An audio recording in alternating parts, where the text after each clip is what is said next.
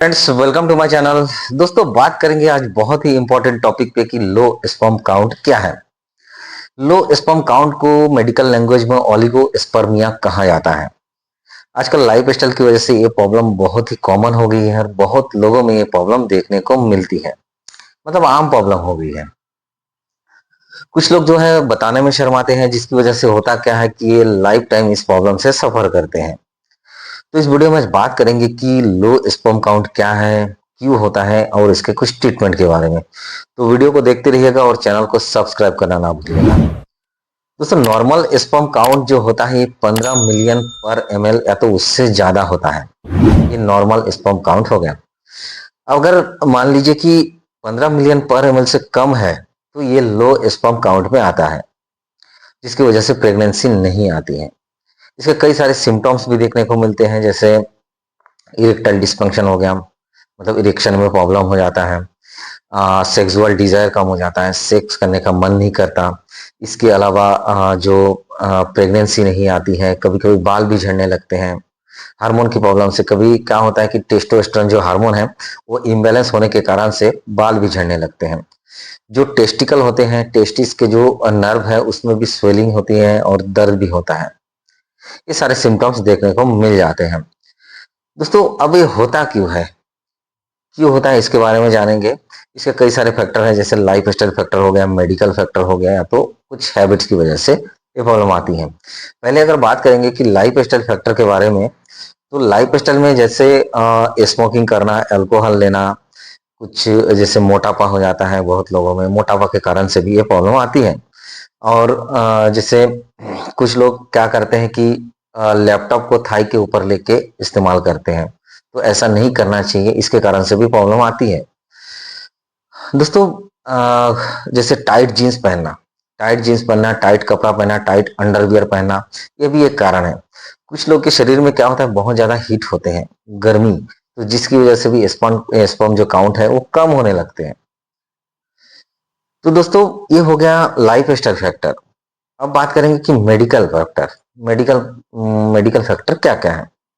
Medical factor की अगर बात करेंगे तो इसमें जैसे टेस्टिस में स्वेलिंग होना, टेस्टिस के जो नर्व है उसमें स्वेलिंग होना, दर्द होना, साथ में डायबिटीज, थायराइड, ये सारी प्रॉब्लम रहती है, तो ये प्रॉब्लम आती है। हार्मोन के कारण से भी होता है, जैसे टेस्टोस्टेरोन लेवल अगर कम हो जाता है तो उसकी वजह से भी ऐसी प्रॉब्लम आती है। ये हो गया मेडिकल फैक्टर। अब अगर बात करेंगे हैबिट के बारे में, दोस्तों हैबिट में कुछ लोग जैसे होते हैं कि बहुत ज्यादा मास्टरबेट करते हैं, मास्टरबेशन करते हैं, जिसकी वजह से क्या होता है, ये स्पर्म काउंट जो कम हो जाते हैं। लेकिन ये परमानेंटली नहीं होता है, ये टेम्पोररी होता है। ये धीरे ऑटोमेटिकली धीरे धीरे से ठीक हो जाता है। ये हो गया इसके फैक्टर कुछ होने के। दोस्तों, इसके टेस्ट के लिए टेस्ट करते हैं, जैसे इसमें टेस्ट में देखते हैं कि स्पर्म काउंट कितना है, स्पर्म का स्पीड कितना है, और साथ में देखते हैं कि स्पर्म का शेप, साइज, सारी चीजों को इसके टेस्ट में चेक किया जाता है। अब बात आती है कि इसके ट्रीटमेंट क्या है। अब अगर ट्रीटमेंट की बात करेंगे तो दोस्तों पहले तो लाइफ स्टाइल फैक्टर जो है उसके ट्रीटमेंट की बात करेंगे। उसके लिए आपको अल्कोहल कम करना है। स्मोकिंग अगर करते हैं तो स्मोकिंग को भी आपको अवॉइड करना है। ढीला कपड़ा पहना है, ढीला जीन्स, ढीला अंडरवियर आपको हमेशा पहनते रहना है। लैपटॉप का जो इस्तेमाल करते हैं उसको आपको साइड में रख के इसका इस्तेमाल करना है।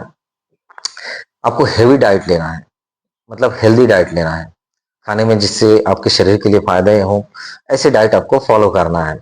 रोजाना वॉक कीजिए, 30 से 40 मिनट रोजाना सुबह उठ के वॉक करते रहिए, इससे भी आपको काफी फायदा मिलेगा। दोस्तों, ये सारी चीजों को आप अगर फॉलो करेंगे तो आपके 20 से 30% जो स्पर्म है ये इम्प्रूव हो जाएगा। इसको आपको फॉलो करना है। अब बात करें कि डाइट क्या ले।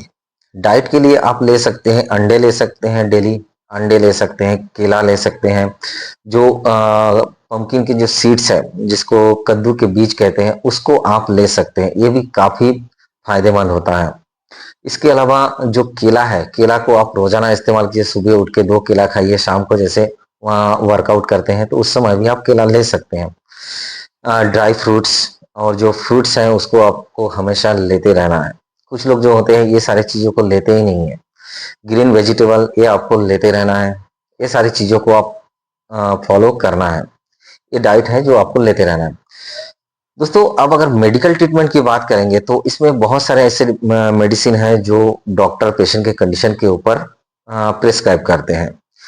इसमें अगर पेशेंट को दिया जाता है जैसे जिंक दिया जाता है, जिंक जो है ये डायरेक्टली स्पर्म को इम्प्रूव करने का काम करता है, स्पर्म को प्रोडक्शन को ये बढ़ाता है जिंक। इसके लिए जैसे जिंकोविट आता है, मार्केट में मिल जाता है, जिंकोविट का सिरप आता है, टैबलेट आता है, इसको आप ले सकते हैं। Vitamin E plus vitamin C ये एंटीऑक्सीडेंट है, ये स्पर्म को प्रोटेक्ट करने का काम करता है। इसमें जैसे इवियन 400 आता है, लिम्सी आता है, इसको आप ले सकते हैं डॉक्टर की सलाह से। दोस्तों इसमें को एंजाइम भी दिया जाता है, को एंजाइम Q10 जो स्पर्म के मोटिलिटी को इम्प्रूव करता है। इसके लिए जैसे को Q300, इसके अलावा Q10 फोर्ट, ये सारे ब्रांड्स मार्केट में अवेलेबल हैं। और दिया जाता है एल कार्निथिन का सप्लीमेंट दिया जाता है, ये जो है स्पर्म के जो स्पीड है उसको बढ़ाने का काम करता है।